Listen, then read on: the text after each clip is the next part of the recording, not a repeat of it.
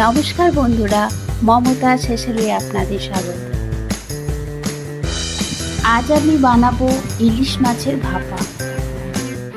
ইলিশ মাছের ভাপা বানানোর জন্য লাগবে ইলিশ মাছ, সর্ষের তেল, সর্ষে বাটা, কয়েকটি কাঁচা লঙ্কা।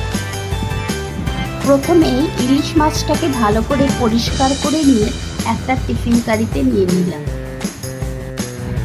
এবার মাছটার মধ্যে দেব নুন, হলুদ, সর্ষেটাকে আমি ছেঁকে নিলাম।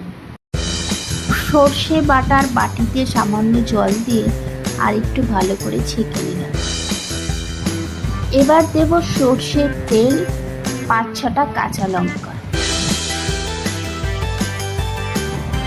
মাছটাকে ভালো করে মশলার সঙ্গে মিশিয়ে নিতে হবে।